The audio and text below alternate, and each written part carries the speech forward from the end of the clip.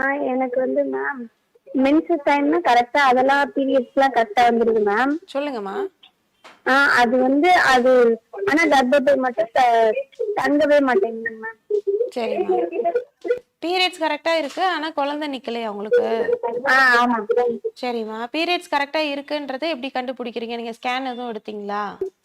ஸ்கேன்லாம் எடுப்போம். கரெக்ட்டாவே மாசம் மாசம் குடுக்குறது எல்லாமே கரெக்ட்டா வருது மேம். சரிம்மா. ஃபாலிகுலர் ஸ்டடின்னு சொல்லிட்டு மாதம் மாதம் எந்த டெஸ்ட் எடுக்கிறீங்களா? அதுக்கான ஸ்கேன் எடுக்கிறீங்களா? சினை இல்ல முட்டை அதெல்லாம் இருக்கா? ஸ்கேன்லாம் சரிம்மா. எங்கேருந்து பேசுறீங்க? நாங்க தஞ்சாவூர்.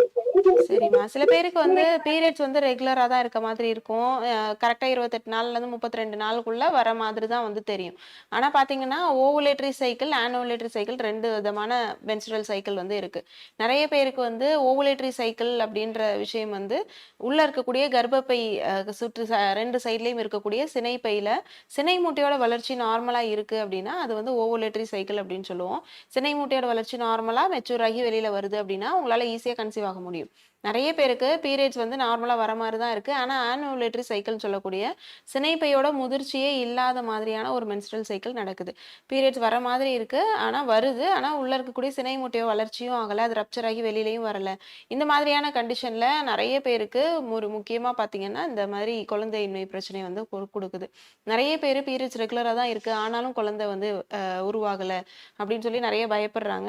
கண்டிப்பா முக்கியமா இந்த ஃபாலிகுலர் ஸ்டடி அப்படின்ற ஸ்கேன் எடுக்கும்போது சினை மூட்டையோட வளர்ச்சி நார்மலா இருக்கா? அது வந்து ரப்சர் ஆகி வெளியில வருதா? அப்படின்ற விஷயம் வந்து தெரிய வரும்.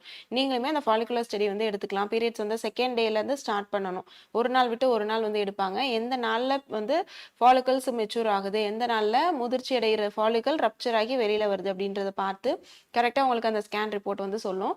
நீங்க நேர்ல வந்து சிகிச்சை எடுத்துக்கலாம். நம்ம ஆர்ஜிஆர் ஹாஸ்பிட்டல்ல பார்த்தீங்கன்னா, சினை மூட்டையோட வளர்ச்சிய வந்து அதிகப்படுத்துறதுக்கு, அது ரப்சர் ஆகி வெளியில வர்றதுக்கு, இதுக்கெல்லாம் நம்ம மூலிகை மருந்துகள் குடுக்குறோம். பீரியட்ஸ் ரெகுலரா இருக்கு. ஆனா வந்து கன்சீவ் ஆக முடியல அப்படின்னு சொல்லக்கூடியவங்க நெறைய பேரு, இந்த மாரி மருந்துகள் எடுத்து சினை முட்டையோட வளர்ச்சிய அதிகப்படுத்தி இயற்கையாவே வந்து கன்சீவ் ஆயிருக்காங்க. உங்களுக்குமே சரி பண்ணிடலாம். தஞ்சாவூர்ல நம்ம ஆர்ஜிஆர் மருத்துவமனை கிளை இருக்கு. பிசிஓடி சரி பண்றதுக்கும் சரி, இல்ல மாதவிடாய் பிரச்சனைகள் எதுவா இருந்தாலும் சரி, சினை மூட்டையோட வளர்ச்சிய வந்து நார்மல் பண்ணி உங்களால இயற்கையாவே கன்சீவ் ஆக முடியும். 2 மாதத்துலருந்து 3 மாதத்துக்குள்ள ஃபாலிகல்ஸ் நார்மலா வளர்ச்சி அடைய ஆரம்பிச்சு, இயற்கையா உங்களுக்கு கன்சீவ் ஆகுறதுக்கும் நெறைய வாய்ப்புகள் இருக்கு. நேர்ல வந்து சிகிச்சை எடுத்துக்கோங்க. கண்டிப்பா குணப்படுத்திடலாம்.